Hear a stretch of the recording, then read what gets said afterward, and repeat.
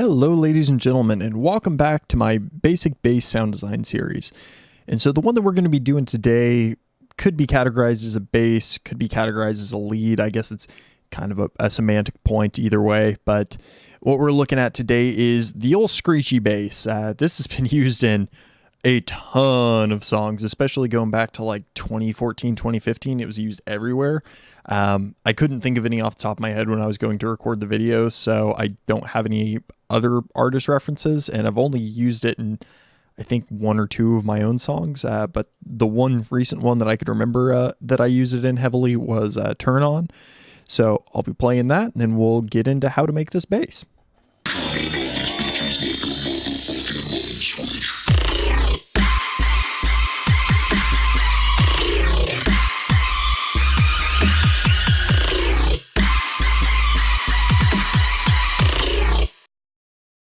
So yeah, pretty basic sound when it comes down to it. It doesn't have a ton of things going on, but it also isn't something that you would really easily naturally discover unless you were already kind of looking for it, and had a pretty good idea of how all of the filters in Serum work, because this is one of the sounds not incredibly differently from the other ones as far as how much it uses the filter, but it does rely really heavily on it.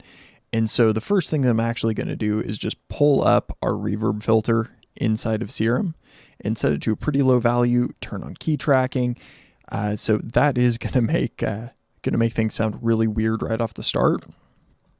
And then you can make this type of sound with pretty much any waveform, but the biggest components of it are the reverb filter, or you could use the comb filter, or the combs filter, or you could use the all passes filter. All three of those are capable of making the sound with varying qualities. The all passes filter is a little bit weaker than the reverb and the combs filter, in my opinion. You can also use the comb filter and the flanging filters in here. They don't quite make the same sound, but they are interesting. The basic principle of this is that you want to turn the res way up on all of these filters. And what that does is, obviously this changes phasing a ton.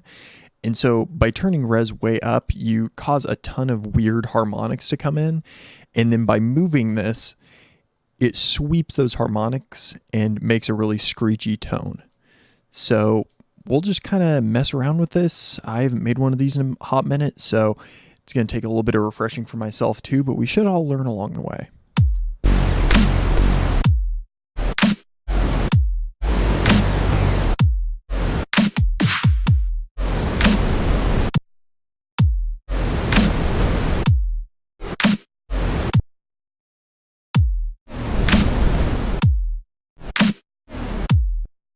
And we'll try out the combs filter.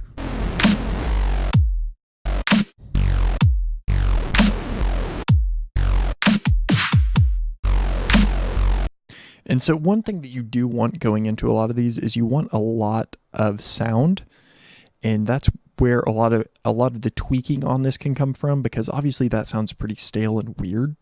That's because our bass sound here is just a low saw. And so it doesn't have a lot of harmonic content up in the highs and mids to really work with, to alter, to make that sound. So by F-aiming it, that'll give us some more harmonic content. We can really allow this to do the work that it needs to do.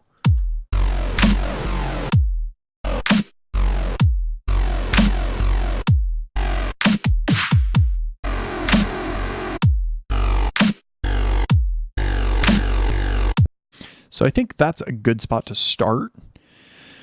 And what we'll do from here is, of course, multiband compression. That is just like a lot of other sounds that have been made since Serum has come out and become a mainstream product. They all use that multiband compressor or some sort of multiband compression just to help really fatten the sound up and bring out the high end. And then this sound also relies really heavily on reverb. And so we're definitely going to be utilizing that. And we're going to use that same trick that I showed you guys a couple videos back, putting it before the multi-bank compressor and then before the distortion as well, just to really help bring that reverb tail out. So we'll go and mess with this a little bit and see what we can get.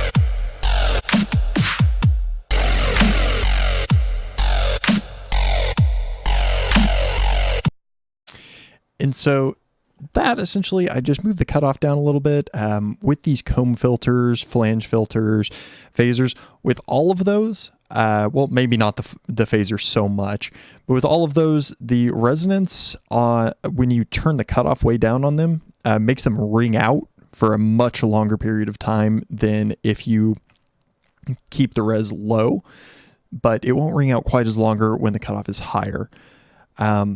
So with this, I did drop the res down quite a bit when I dropped the cutoff down, just to keep it from ringing out, because it gets very staticky because you've essentially completely full high-end spectrum going on when it's all ringing out after it's moving.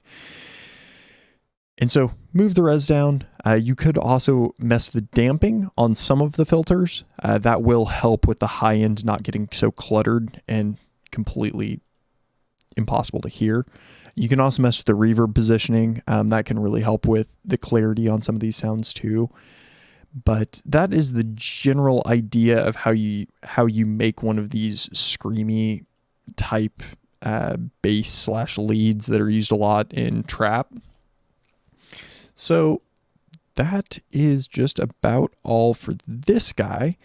Looks like next week we are going to be going into more percussive basses, which are also a massively fun time. So I'm excited to explore those with you guys, but keep a lookout for that video. That'll be coming in next week.